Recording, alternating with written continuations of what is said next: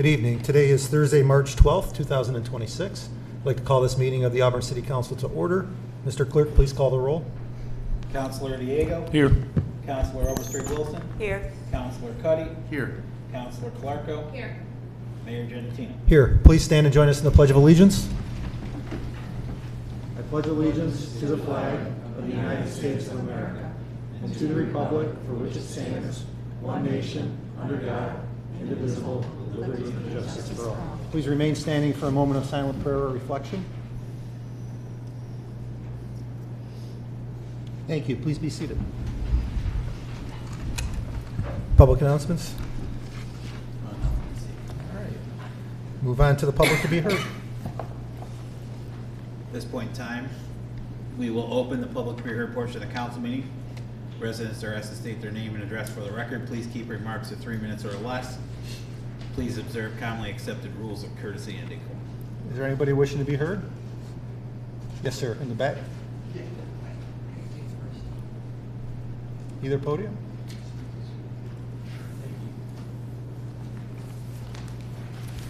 I think I'd be put on the spot right away.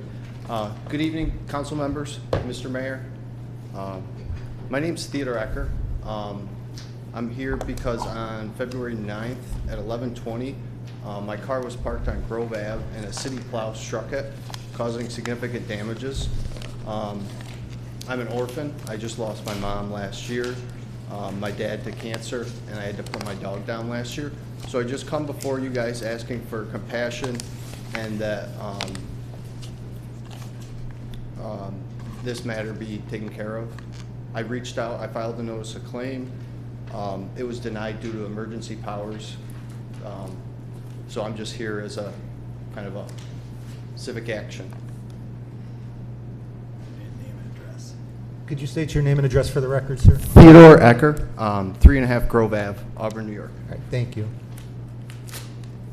All right, we're not allowed to engage with you during this session, but we do have your information. Okay. And somebody will get back to you. All right. Are Appreciate you all your set? time. All right, thank you, sir. Thank you. Yep, Have a great day. you too.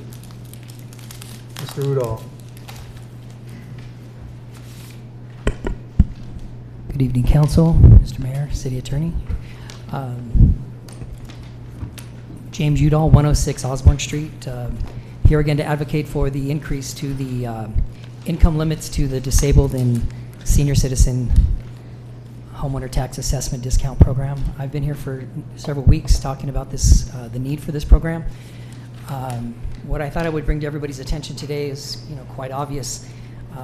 We're hearing about the price of oil due to military action in the Middle East. This is going to have a direct effect on the price of gas, a gallon of gas. It'll have knock-on effects for other things, the cost of food and basic goods. We're headed for an inflationary economy in the foreseeable future. These people that, including myself, who I'm here advocating for, are on fixed incomes. When the price of gas goes up, or the price of a gallon of milk goes up, or a loaf of bread, what have you, they cannot just go to their employer and ask, well, I need $1 an hour more. I need a raise. I need a bump in my salary. This doesn't happen. They have to wait an entire year before Social Security, disability, or whatever pension they happen to be on gives them a cost of living increase. This program, just on its own, the income limits are too low, but the income limits haven't been adjusted for cost of living since 2000. So there's 6 years of inflation that haven't been taken into account with these income limits there. And then there's the coming inflation that we can all foresee because we all watch the news. And this is going to have a dramatic effect on these people. Their property taxes are going to go up. We've all received the tax assessment increase notices. So even people who are in this program already are going to see their property taxes go up with the city, the county, the school. Their insurance rates have gone up, because I know mine have. And then you have these basic cost of living increases that we see coming. I just, implore the council to, put some effort into this, put some momentum into this. Get this program to where it needs to be, so that you can offer the maximum amount of tax relief to approximately these 820-something Auburn homeowners, who are either disabled or senior citizens. They're going to need help. 30 seconds remaining. I think it's imperative that you do this. So thank you for your time. Thank you, sir. Is there anyone else wishing to be heard this evening? Yes, ma'am.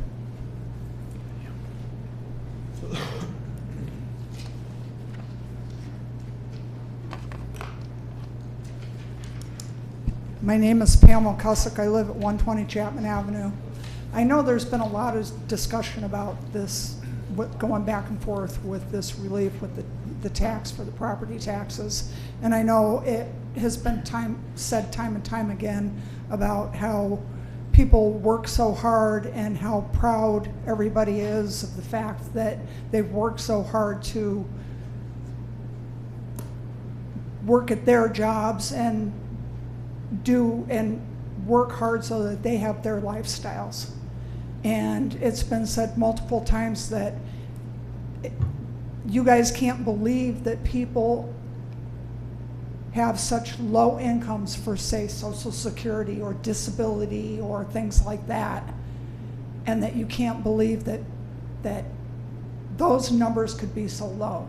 But I just want to point out, because I don't know if you guys realize that a person that goes out on workman's compensation, who has worked their entire life at their job and gets hurt on workman's compensation and goes out at a third of what their pay was.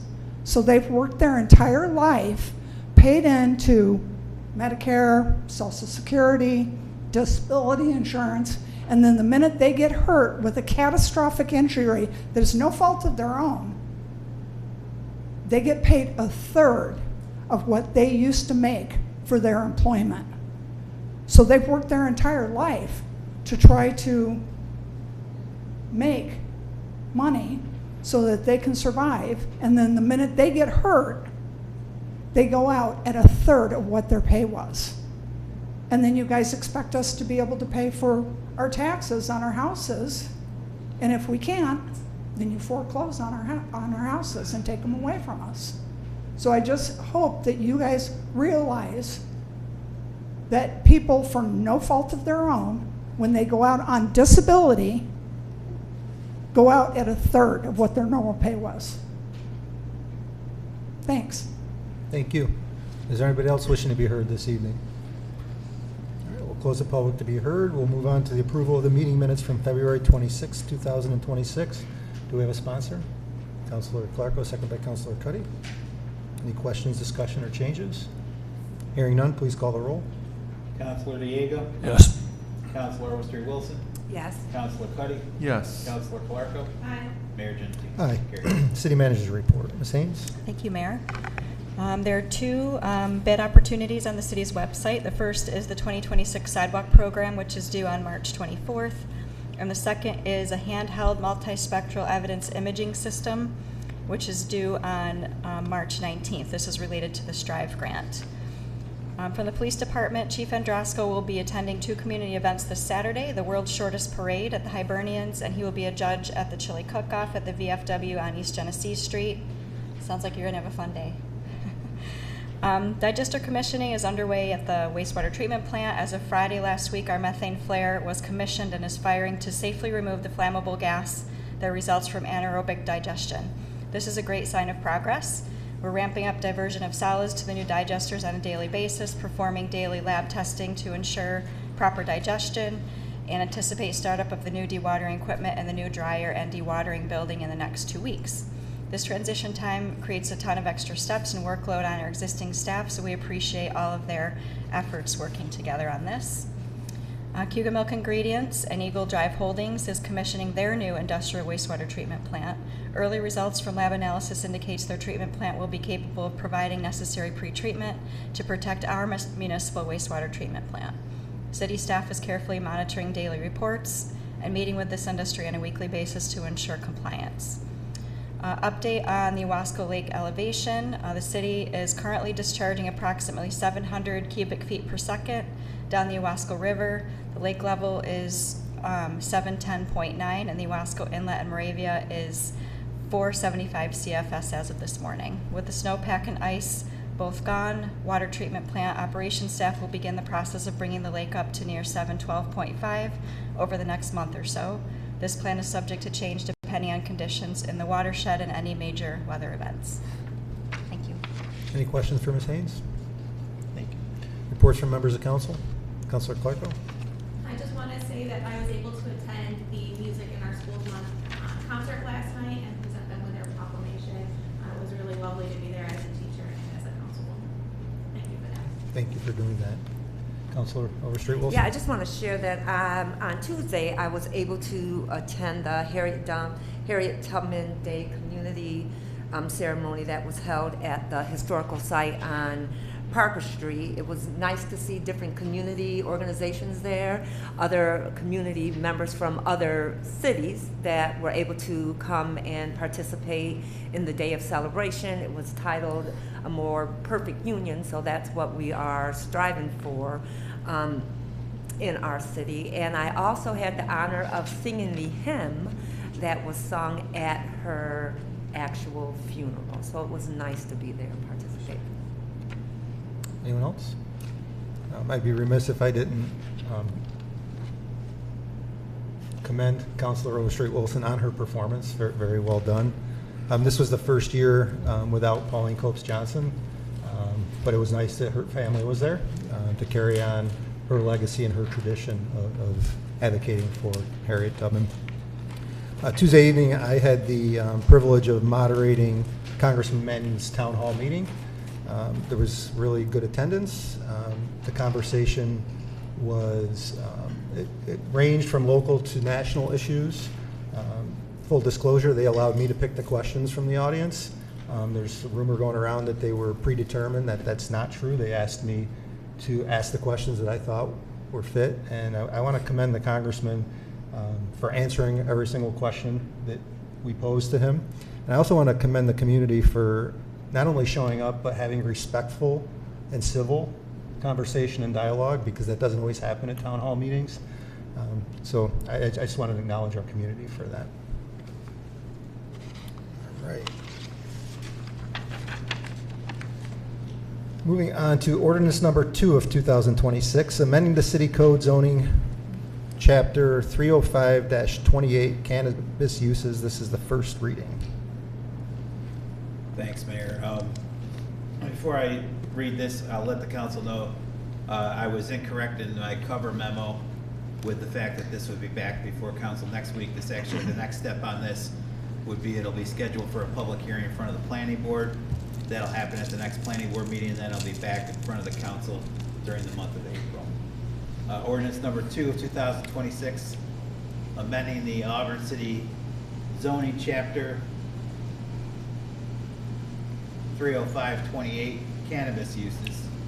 Whereas the City Council of the City of Auburn on February 15, 2018 by ordinance number 1 of 2018 amended in its entirety the previous zoning ordinance. And whereas City Council on October 6, 2022 by ordinance number 2 of 2022 added sections to the zoning ordinance which addressed permissible uses of cannabis. And whereas ordinance number 1 of 2024 updated chapter 305 of the city code to bring the city's zoning ordinance in compliance with updated state regulations.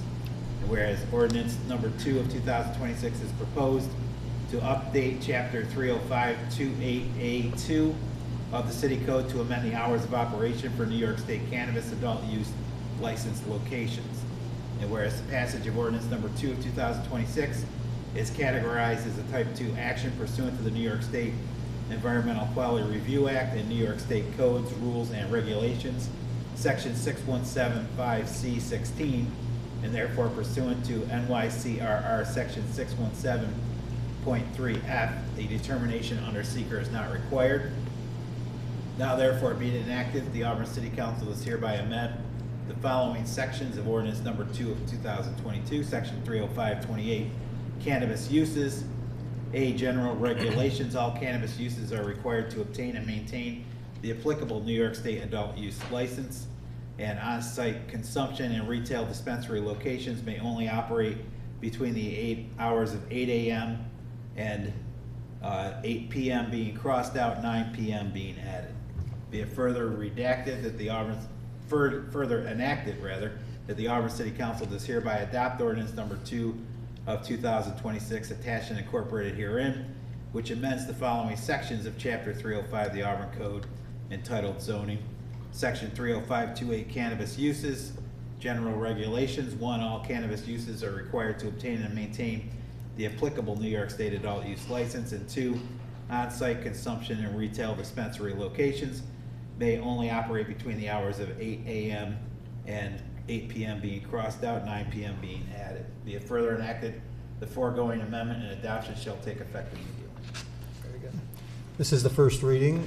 Are there any questions from the council? Councilor Diego? Thanks, Mayor. Yeah, I was looking at it. The first question I was going to ask was what the difference in revenue for the city would be for the extra hour if they're open. But when I did a little more research into it, I think probably the bigger question would be is they're already open till 9 p.m. at one of them and 10 p.m. They're already breaking the code. They're already open past these times. One of them closes at 8 o'clock three or four nights a week, but they're open till 9 o'clock Thursday, Friday, Saturday. I think probably an easy fix to this entire thing is just change it from 9 a.m. to 9 p.m. because none of them open till 9 o'clock in the morning anyways. There's no sense in extending it out because they're already breaking the 8 p.m. They're not even in compliance with what the code reads already. So, I mean, I can't get on board with it if we're just gonna let them do what they want anyways. There's nobody who's gonna convince me any different that they're open till 10 o'clock and from 8 to 10 they're just not selling anything. It doesn't even make sense, you know what I mean? I think maybe 9 to 9 would probably be the way to go. They're gonna be open till 9. They're already open till 9 except for the 4 days on the one plant. Sunday through Wednesday, they're open 9 a.m. to 8 p.m. The other one is open 9 to 9, 4 days a week, and 9 a.m. to 10 p.m. already. We should probably look at why they're open till 10 p.m. as well. Any other questions from the council?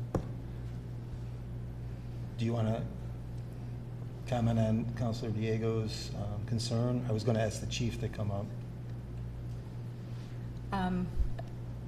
I mean, we can adjust these times to whatever the majority of council sees fit.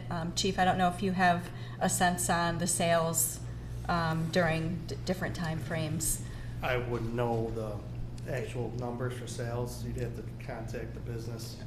For times though, we'd have to contact OCM in regards to that, have them come and look at the times if they're in violation of that, of their violation of like the weed laws. Usually OCM, I don't know how stringent they are with hour difference, because they across the whole state. I think there's a limited resource hub down there.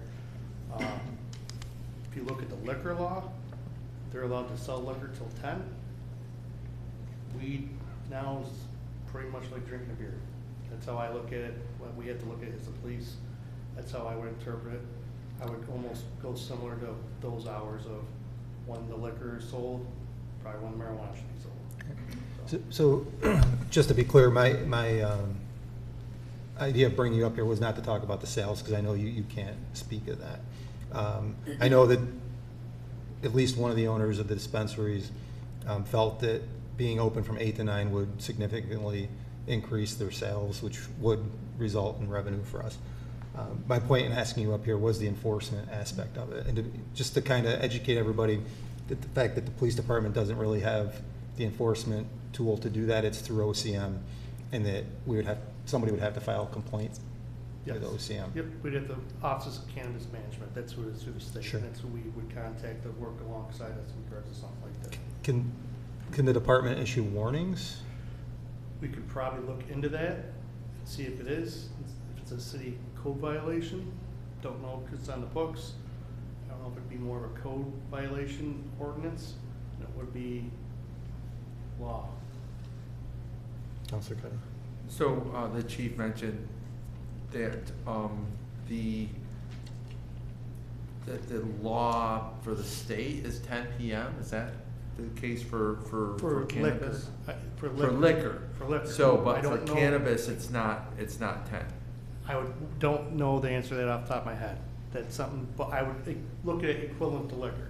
Yeah, I guess, so, and I didn't know this. So apparently there may be sales that go on until 10 on one of them. Is there a reason why we have 9 PM here? Is that because it's in line with the state law? No, I think 9 PM was requested by the Was dispensaries. requested?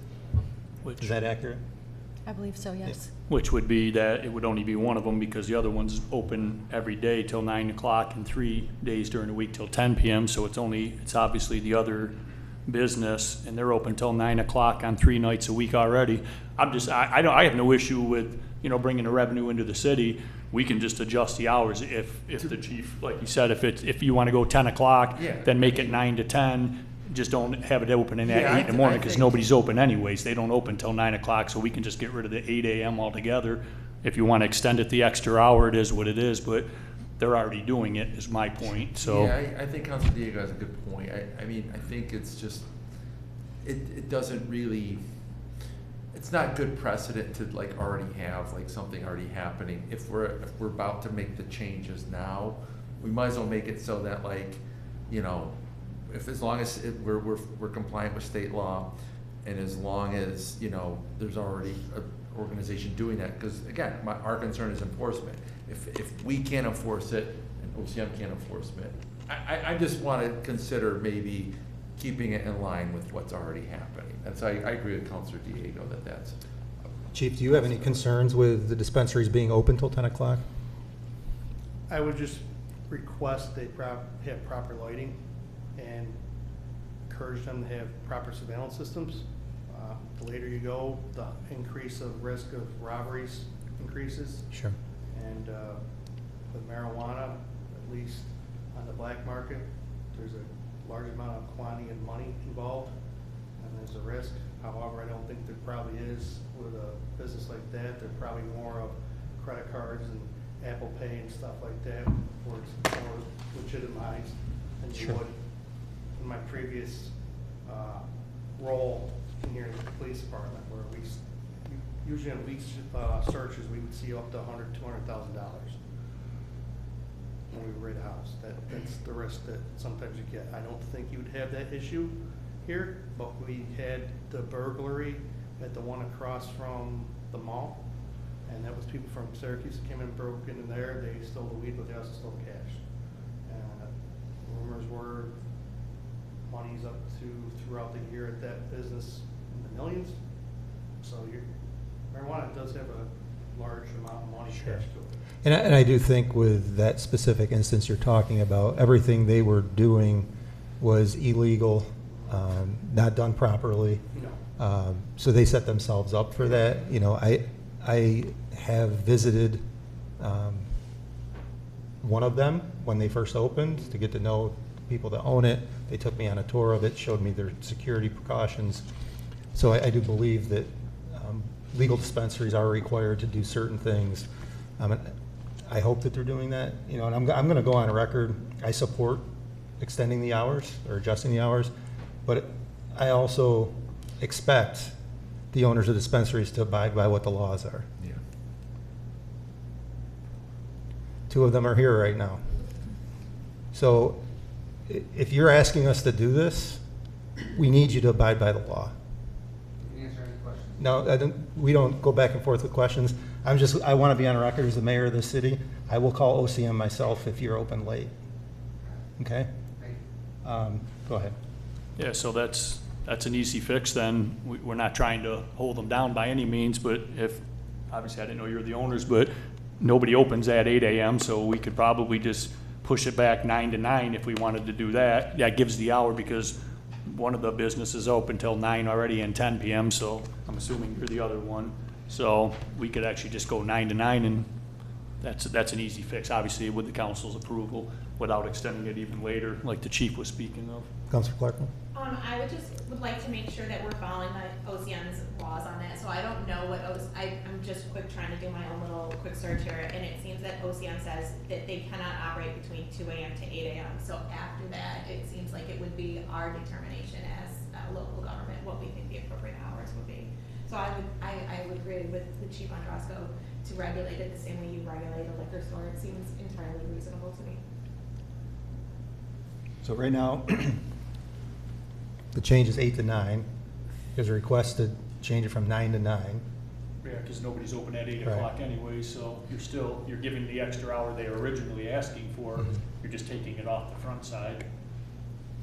I'm saying 9 and 10 just because it's like, just, that's In- already in established. line with liquor stores. What's that? Because it's in line with liquor stores. It's line with liquor stores and like, there's already one that's out of compliance. Like, we'll just get everybody in compliance and then just with our law and just go from there. That's what I'm thinking. That way, I agree with the mayor that, you know, if they start staying open till 11, then we will call OCM. Right, well then, and I got no issue with that extra hour, so well, if it's 9 to 10, but we should probably check into somebody that's already been open till 10 o'clock then, because it's supposed to be 8 o'clock. That's my issue.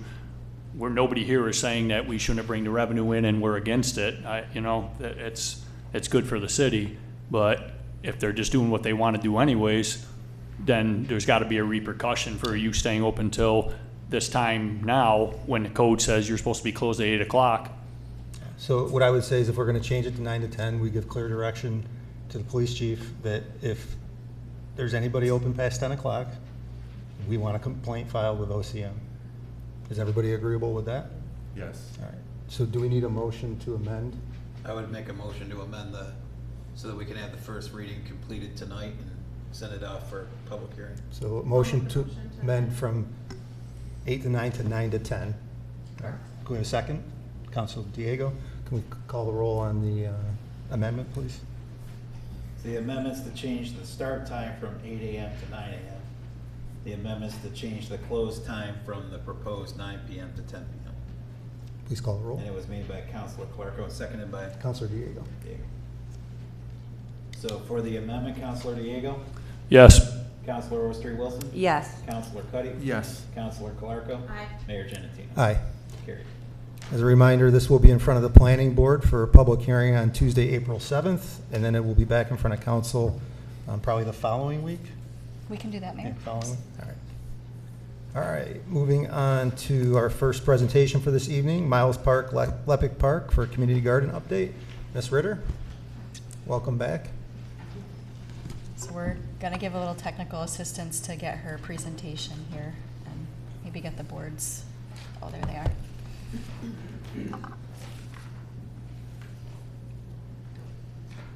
Good evening, Council, Mr. Mayor, and the city.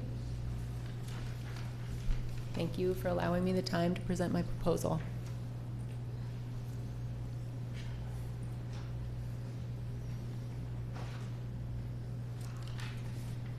I think you're gonna have to click on packet, Mary Beth.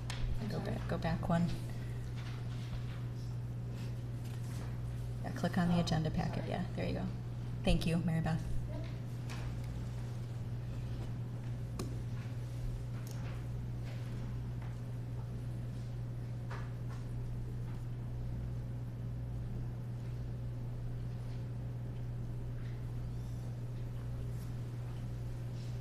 Those three little dots in the top right corner there of the black right there.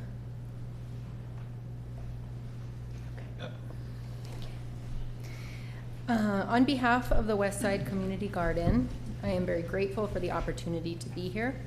I stand before you representing a larger group of dedicated volunteers and supporters who are committed to this project and ultimately make it possible.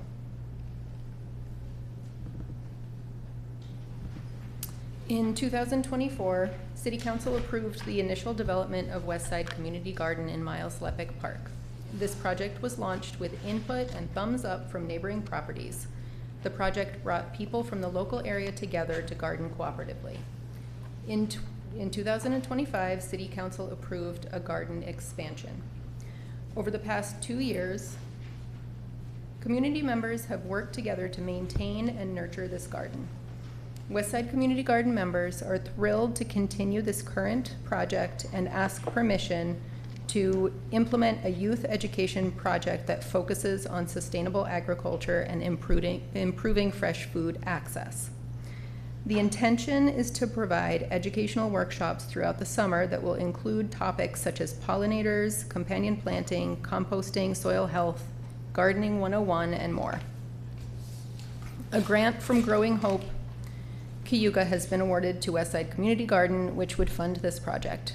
We ask permission to extend the garden 30 feet north to allow plants and fruit trees the sunlight they require to grow. The length of the garden would not increase. The space would expand from approximately 2,000 square feet to around 4,000 square feet. The additional space would enable these projects, and the interest from the community exists and continues to grow, and we anticipate this to become a gift to the community that thrives indefinitely.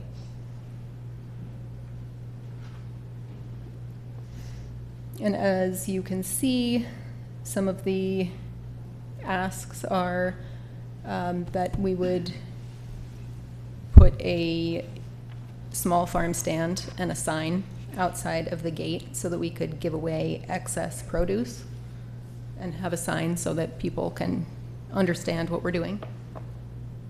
This is a visual. So in the back area is the existing garden, and then there's a fence line. The fruit trees would sort of be in the front. We would utilize hugelkultur beds, which is a method of gardening that builds up the soil. And then outside of the fence, we would hope to put a farm stand. Sort of looks something like that. This is an aerial view, if that helps. And AI, except no pavilion, but because sometimes AI helps visualize things.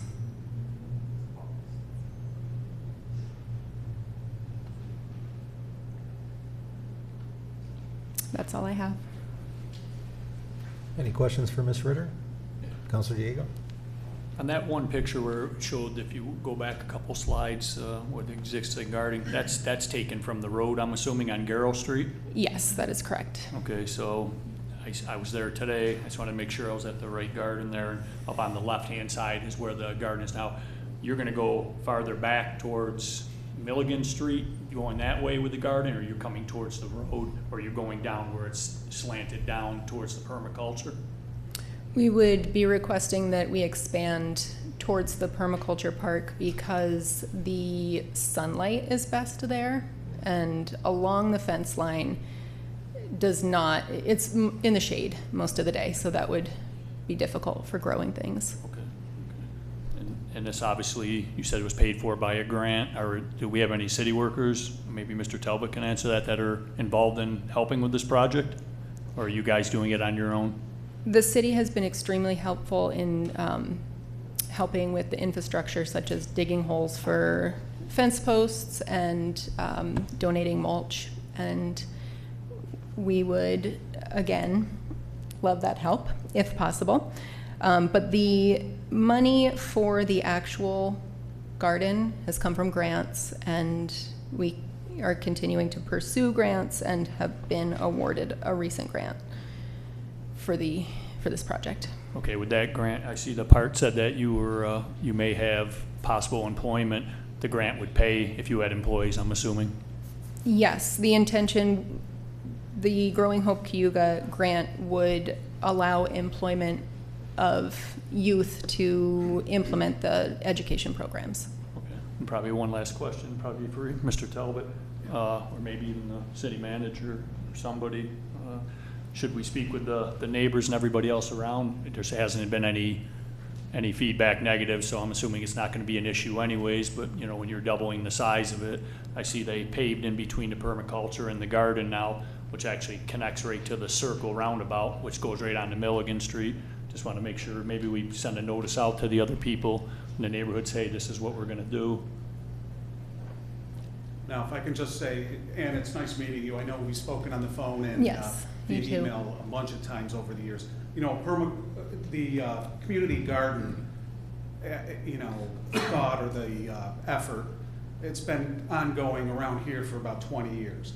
And to be perfectly honest with you, it hasn't worked out well for those, but I can honestly say this, Anna has met every expectation when she approached the city about utilizing the permaculture park, and that's what I'm calling that park, because when it was set up for that, when we set up the permaculture park there was an idea to develop it into more of an educational center similar to what Anna is pushing for right now. So it really makes all the sense. The only concern we have from the city's aspect is, unfortunately, I know these are all volunteer driven. We all know how hard it is to get volunteers these days, especially good ones. Our concern, and to be perfectly honest, if you're doubling the size, that means it's doubling the work. And we haven't had any complaints or concerns from the neighbors at all. I know you have actually reached out, and there are a lot of them, or a bunch of them, that are involved right now, which is always a good sign. But I can tell you this, and it won't get to this point, I'm sure, but if things don't go well there and something bad happens, with proper authority, we'll move in and remove everything, which we've had to do before. That's not, you know, I'm not doom and gloom. I'm the most optimistic person you can find. We will help in any way. To answer your question, Councilor Diego, we do assist at times whenever she needs something simple, what I consider simple. We have the equipment. She wanted to put, per her plan, a fence to protect against animals and protect people from wandering around and trampling things. So we went and laid out and installed her posts. They installed the fencing and they did everything they said they were going to do. So this has really been a positive relationship between her group and the city. It really has. It's been better than any group that's tried a community garden before. And remember, like I said, this has been around for about 20 years. You know, you can't, especially in today's world, you really can't get anything more, in my mind, more pure than back to the victory gardens of World War II or whatever. All of our roots come from some sort of farming, you know, decades and generations ago. So this is a great thing to teach kids. My wife loves gardening. She's not involved with the park there, but it's very therapeutic in a lot of different ways, you know. And it's really gone well down there. And kudos to you, Anna, for seeing it through, because I know it's not easy. Thank you very much. You all set? Go ahead, I'll ask you. Yeah, so I wanted to say a couple things. As Mr. Talbot mentioned, you know, we approved this cautiously optimistic a few years ago. And its success has much to do with Ms. Ritter and the organizational skills. And so I'm really thinking that, you know, we're still cautiously optimistic, obviously, but some of the things that you're saying really resonates with sustainability, not, you know, and trying to make it an educational experience. What I've been interested in and trying to cultivate in recent years is we have had a conservation camp, Auburn Conservation Corps camp in the city, and this year with Ms. Selvig, we're planning a third camp, and I think that with the kind of educational experience you have, I think this site would be a good site for young people to middle schoolers to also be involved in. So that would be another group that can be involved, and I can to meet with you about the development of that. Absolutely. But there's so many positive things that are emanating from this, and I just give you a lot of credit for its success and you know, and dedication to cultivating the garden and the volunteers, and I look forward to seeing, you know, what's to come. So thank you. Thank you very much. And to add, it's not only me. There are a team of people. Many of the people who have begun to participate live within a block of this. So it's really, you know, bringing people together. All set, Councilor Cuddy? Yes. Go Yeah, no, just speaking back to what you said, you had answered the next question I was gonna ask, but I'm not putting a negative light on it. I'm not saying it's not a great idea. That's the vibe I was kind of getting, the way you guys are coming, with the answers. It's not about that. I'm asking the questions that every person probably sitting here should be asking, considering the financial situation the city's in right now. We don't have the help to do the garden if it doesn't, if 5 volunteers show up and you need 15, that's the point I was making. Not against it at all. Like I said, I was there twice today looking at it, and it's nice. It'll be even nicer when it's done. But like I said, it's not a negative spin. I'm just asking the questions that need to be asked. All set? Yes. Councilmember Street Wilson? Yeah, I want to thank you for what you've done with the community. I always hear positive things about that, but I do have some ideas for you as you're thinking about volunteers. Our summer youth work program that's run through the Workforce Development Office on Grand Ave, they always have youth that are looking for places to work, and they will get paid through that program. So, and I also know that at times they don't have enough youth that are applying for it, so there's always money that it gets extended into the fall. But the office itself, they're always looking for places to place kids. I know that the youth in our community needs jobs, so if there's another outlet for them to have a place to work and actually get paid, that is a great, you would be a great resource for that. In addition to that, Booker T. Washington, and I know we have a board member here, they also run their summer program, and I believe I may have been here when you presented last year, so you may already have a relationship with them.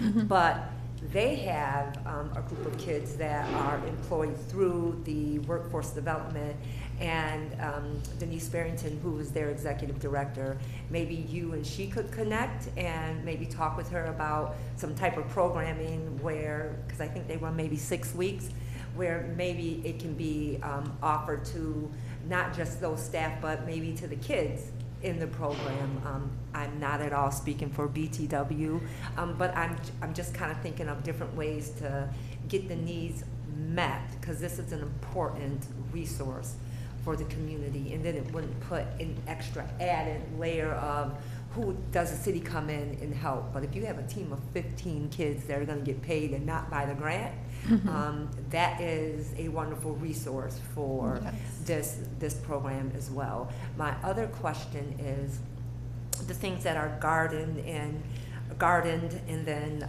are picked. Where do you donate those to? So the intention is to produce enough to give away produce at the farm stand, and then ultimately donate to Booker T and Genesee and Malone Village. Assuming that we have enough eventually, we plan to have enough produce. But thank you for asking that question. You're welcome. I don't have the number to the Workforce Development Office as you were speaking. My mind started. Kelly King? Yes. Yeah. I believe it's Kelly Kelly King. King is going to be your contact. Yeah, okay. Thank you. Thank you. Yeah, we went to that meeting. So, again, good luck with that. I know that they are always looking for places to place kids. Thank you. You're welcome. Any other questions? Thank you. I grew up in that neighborhood across the street. My parents are still there. It's good to see the park in use again. There used to be a metal slide a little east of where you're doing the work, and I would get third-degree burns on my legs every July when I went down it. So it is good to see it in use again. Thank you for the work you're doing. Thank you. Thank you very much. So Mayor, if I can just say, we have a resolution scheduled for next week to approve this project. Is it the council's desire to approve it as proposed to double the size? Are there any adjustments that you'd request we make, or are you okay? I'm okay. Okay. All right. We'll Thank bring you. that next week then. Very good. Thank you. And our second presentation this evening, tax collection policy, Mr. Gauthier, City Treasurer. So I'll have Bob help me out here on this. We started a conversation 2 weeks ago with the council, and I love the diversity of our agendas. We're talking about a garden and now tax collection within 30 seconds here. So we had provided 3 documents for the council to take a look at, which we tried to capture some of the conversation that we had with the council a couple weeks ago. The first one we provided was the policy itself. And if the council wants to move forward with this, what I had been talking to Mr. Brennan about earlier was that we need to figure out what the mechanism is to put that in place, whether it's just a resolution or an ordinance. The county's policy around installment agreements required a local law. So I'm not sure exactly which direction we need to go in, so we would need to figure that piece out. And thank you to Mr. Gothier and Ms. Leeson for their work in putting these documents together. So the first document is the policy itself. We reference the city charter in this document because that drives pieces of the tax collection process. So, this is in the packet, and hopefully you've had a chance to review it. Are there any things in here that aren't ringing true or we didn't capture direction? I do have one recommendation from Bob to remove a section in number 9 in the second bullet. So that would read, instead, failure to comply with the terms of an installment plan results in cancellation of the agreement and review for foreclosure eligibility, instead of putting full reinstatement of penalties and interest. So that was number 9? What's that? You said that was number 9? Number 9, yep, under installment agreements. Can I ask why we would remove that language? What would be the benefit to that? I'll They're already in there. As Because part of it's already the, part of the yeah. the installment agreement. Right, exactly. Okay. So it's just redundant. So sort of redundant language. Okay.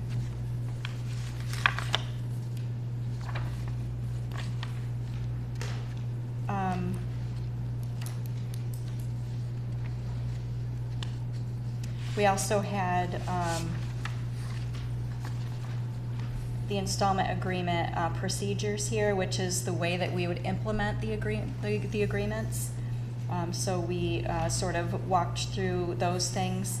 Some pieces that are important are the requirement of a down payment. We had matched the county's policy at 10%. We can, do whatever percentage you think is appropriate. One of the challenges that we're going to see with the policy is, one size doesn't fit all. We're going to have folks that are challenged, to do that down payment or whatever amount we decide that number should be. Bob had one question here. Do you think it would be possible to roll the down payment into monthly payments? That's one of the opportunities we could offer to folks if they are struggling with, a down payment number. Yeah, that's probably a good idea, because if they're that far behind, some of them probably can't afford the 10% to put down, I'm assuming, you know what I mean? So you'd probably have to write it up so it's not everybody, or, you can't do it both ways, but if they're X amount of dollars behind already, if we can roll that back in, because you're offering 12, 24, 36 months, as long as we're getting that money, I guess it doesn't really matter, right? Right, I think one. I have a question. So, and it's just a clarifying question.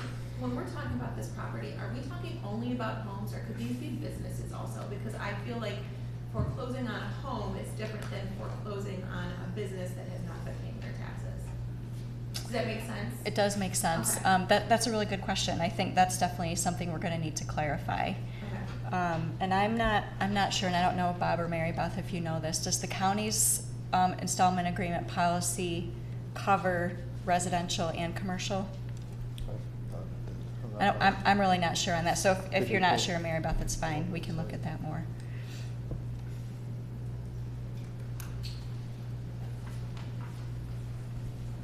Based on past experience, I don't remember any commercial properties actually taking out these installment loans. I'm not entirely sure if their policy covers that specifically, but I don't recall them setting up. It was always like residential that we would set up in the treasurer's office. Could we clarify that? before Sure. we put it? Just- We definitely I think it Just breaks out. residential then? Yeah, I think for me, it would be residential, Okay. the people we're trying to protect at this point, is not kicking people out of their homes. Right. And also, being a business, they should be paying as well. It's not fair to put people on a payment plan, you know, residential and tell the businesses now we don't have to do it. Not protect them by any means, so they probably got a bigger obligation to the city to pay since they're renting here. Mr. Brennan, do you see any legal issues with us only doing it for one type of property versus all types of properties? At the moment, I think I would have to look into that more. I do know that we were going to clarify language regarding what was brought up here anyway. I don't know at the moment whether Okay. that would be, but it is something we could look into for the next. Okay. Yeah, I just want to make sure that, you know, we're not setting ourselves up for some type of legal challenge as well. And it is something we can absolutely look into. Okay. We already have agreements with businesses already. Like, I don't want to name them, but you guys already approved them in the past for, I think, 3 Right, different those have been businesses. council approval though. Correct. Yeah. Right, so. Yeah. So we could go through the same Right, process. for- right. And I think what we're trying to, the whole goal of this exercise is to have a standardized process. And if that means that businesses or commercial properties have to come before the council on the floor for discussion and a resolution, then that's what it should be consistently across the board. My goal with this was more towards residential. And I just want to be very clear, I said it the last time we discussed it, this policy, the whole goal of this policy, beyond standardization, is to prevent foreclosure. It's to give people who are in a bad way a mechanism to try to get it right for themselves and to prevent them from going to foreclosure. So in that vein, I know foreclosure happens after 2 years. I think there should be a mechanism when somebody's a year behind where we're reaching out to them. I know we send a letter, right? The fact that this policy should be in with that letter so that they know there's a way for them to hope if they lost their job or they've had a medical issue to get back on track, and that there's a mechanism to help them do that. They're not going to know about it unless we educate them on it. But you got to remember also, we can't take partial payments if they're only a year in the current year. So that's where we work with them. Say they have a tax sale like $2,000, and we set up a payment plan with them. The problem is if you set up a plan and they're paying $500 a month, after that 4th month, we have nowhere to apply that next payment. In 2 years from now, or a year from now, when we do the new software, it's going to be a different discussion. But right now, we can't take a partial payment on a current installment. We talked about that a couple weeks ago. So basically, if somebody's got a city tax bill this July and it's $2,000, they can't come in and give you $1,800. It's got to be $2,000 or nothing. Right. And so what they do is they call, and what we do is we try to get them to pay the new current bills as they come out and pay as much as they can monthly. We set them up with, whether it's $200, $300, and try to get them so they're not going backwards. So they don't get into the problem like the mayor's saying, where they don't get into foreclosure. Until they don't get that second tax sale coming in where they will be behind enough for foreclosure.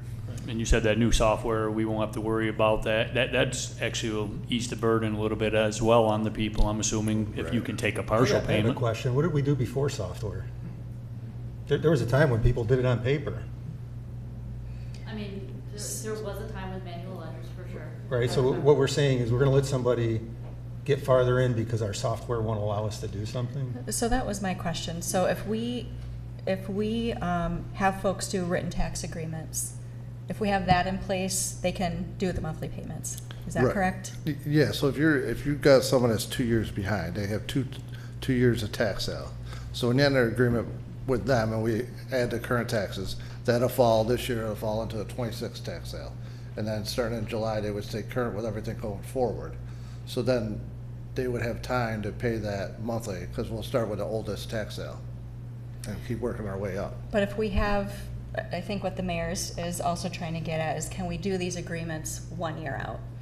And are we able to then take those monthly payments at that point? If there's challenges, there's challenges, but I guess what I'm saying is like, let's think about this. Yeah. If somebody owes $2,000 and they're coming to the city of Auburn saying, we want to pay you $1,800 of the $2,000, and we're going to tell them no? I totally agree with you, but That is absurd. Yeah, but Unfortunately, that's a program that we have that it's just not set up. Is it a law that No. is there a law on the books that is denying you as a treasurer from taking the $1,800 so that they don't get into further? No, we just don't have a mechanism to be able to track that payment history. So if they came in and said they pay $200 a month on a current, we wouldn't be able to, we'd have nowhere to post that. And we need to fix that. Is there a ledger? We Is there a got- ledger? I'm sorry. A spreadsheet?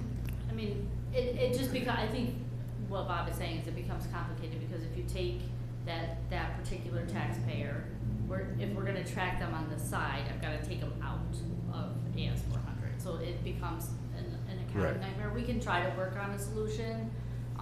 You know, the new tax software is coming soon, Right. so, I mean, we just have to find a short-term solution. I mean, right now, we're 12 months out, and we Right. got the new software, and this will be able to handle everything that But, we're I talking mean, about. I understand your point, because we should be able to find a solution, so,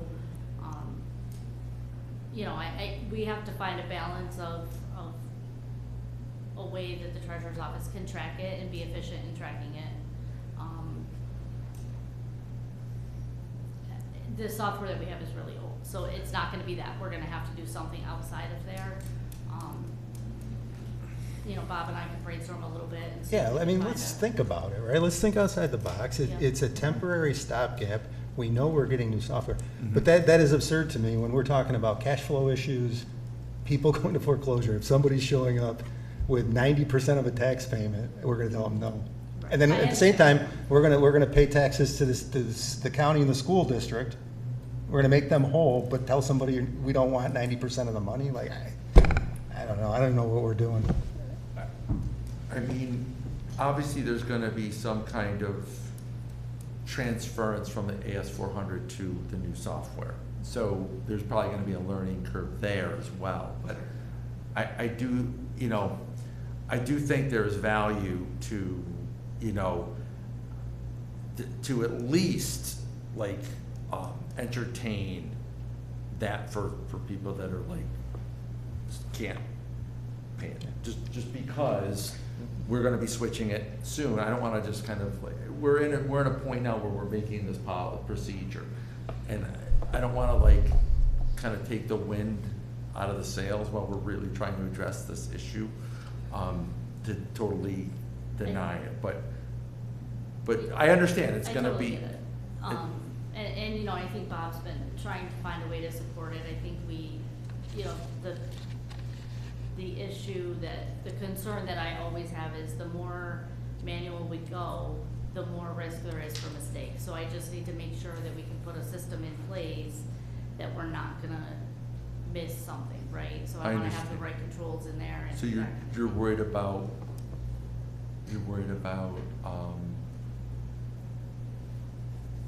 human error. Correct. Well, I mean, if you really think about it, we got 3 months before we do the current year tax sale. All the current delinquents are gonna fall into one number, and they can make any partial payment they want, starting the third week in June. And then we start our new tax cycle, and within 9 months, we're gonna be on to the new program.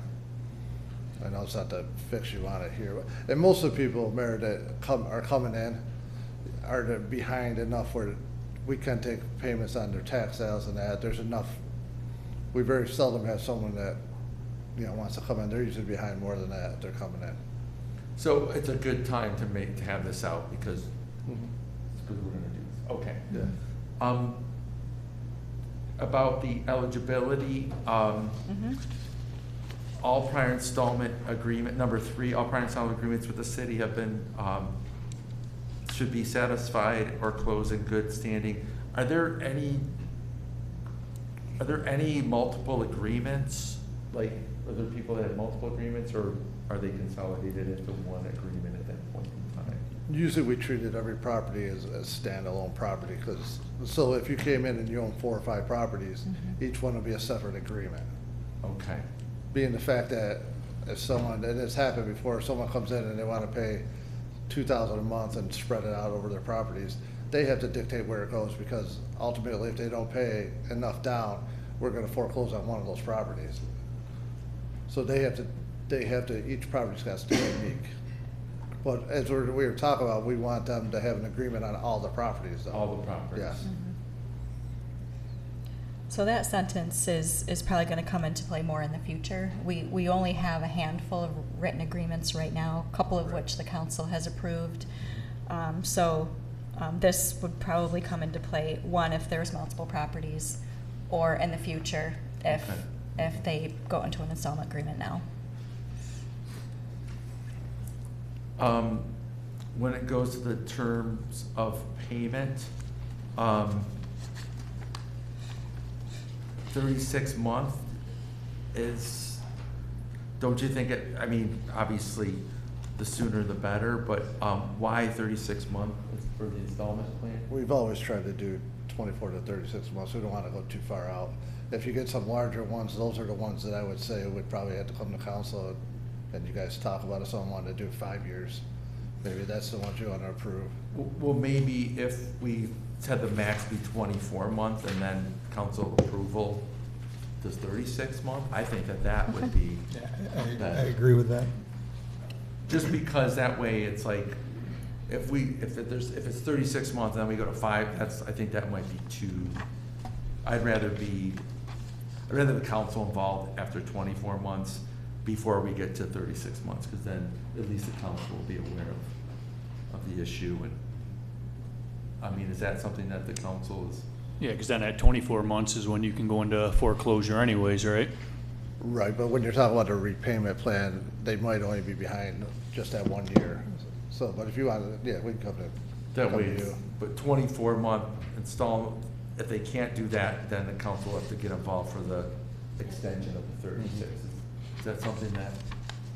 Yep, we can make that adjustment. I have a quick question. You may have already said this, or you may not know off the top of your head. How many homeowners are 2+ years out of owing back taxes? That I wouldn't be able to tell you off the top of my head. I'd have to look. Is it a lot? I would say probably maybe 150. Okay. Somewhere in that range. It's lower than I thought. Yeah. We got some land that's been out there forever. That's different. We're Yeah. gonna address that.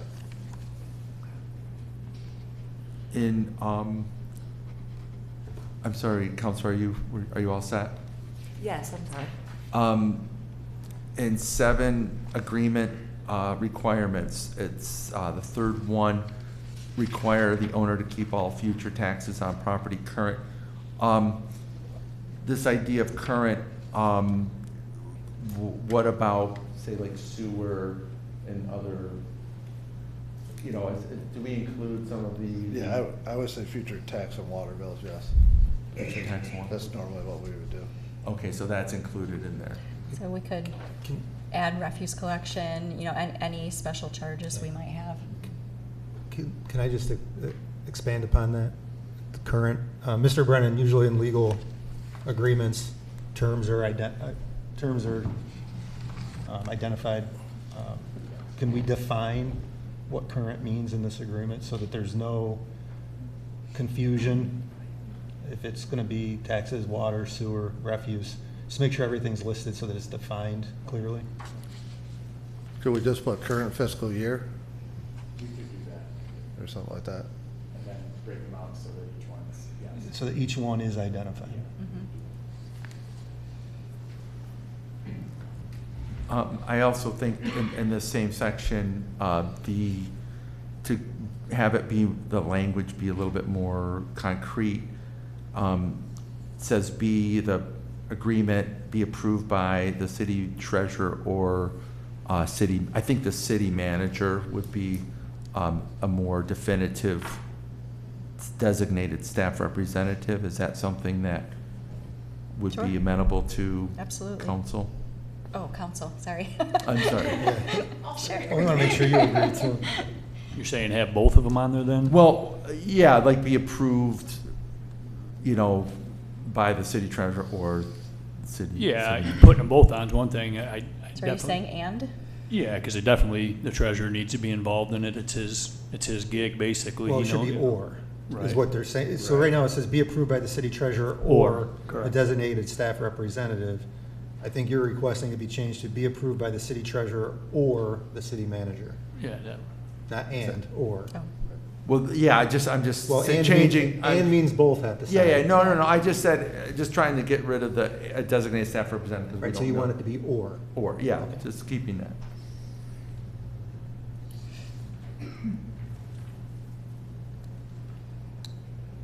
I was just gonna look at one other part. Maybe we just can change it so it's a little more definitive. When you go on the other pages there under interest and penalties, it says interest on the unpaid balance shall continue to accrue annually at a rate of 10%. It's about 0.83% per month, basically. But then when we get back on the last page, second from the last page, it says that accrue monthly at 1%. It's not a big deal. They should both say the same though, because one's saying 12% a year and one's saying 10%. Yeah, so that's my error. We had agreed to change it to 10% annually when we adjusted these, and I missed that one. Well, so yeah, we'll just change, Yep. we just change the writing on that. It'll just be at 10% then on the back page as well then, I'm assuming.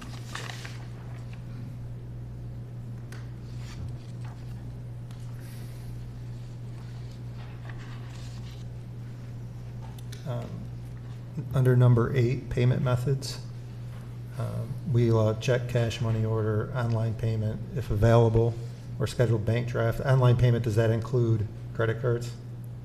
Yes. Or do we charge for credit card fees?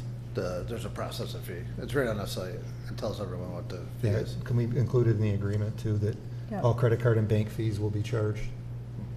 Yep.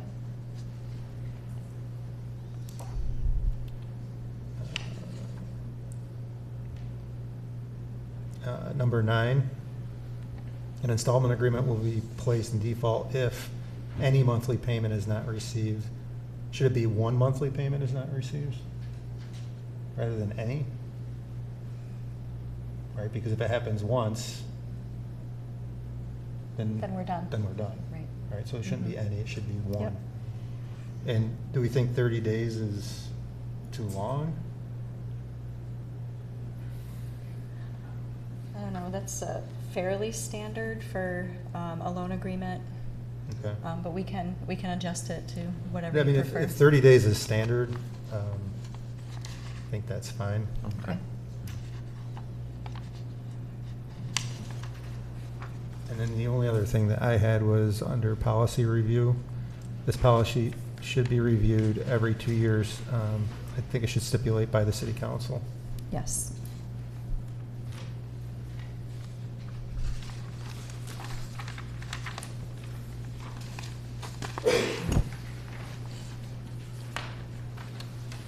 Does council have anything else? You think that policy should be yearly, like a lot of them? Or every 2 years like Oh, it's because you do have several that you adopt each year. Oh, that's Correct. true. Yeah, maybe You we could should do put it it in every that group. January. Yeah, just in case we have No, to that's a good adjust it point. or Yeah. adjust some of the time Yeah, frames because or. procurement, all of investment, yeah, that's a good idea, thank you. Can do that.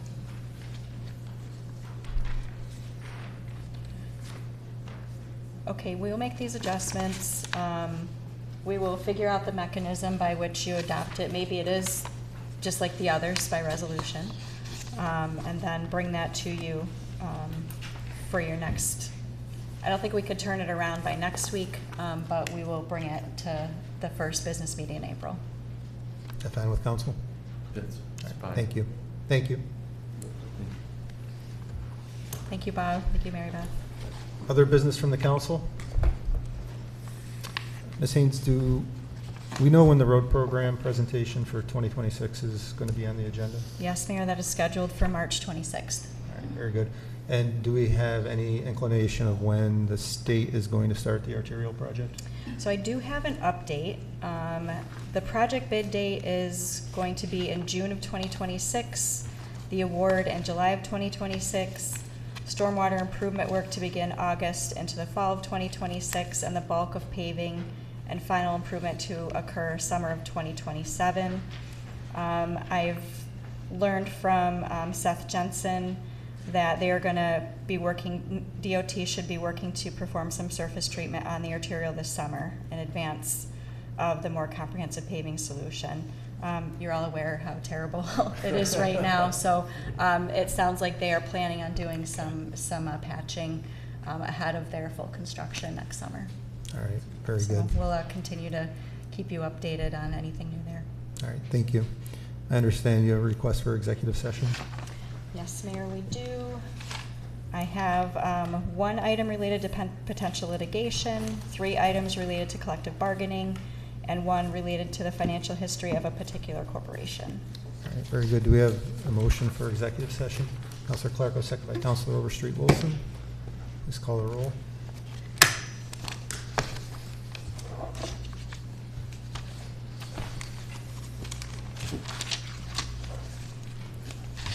Executive session for 6:11 PM.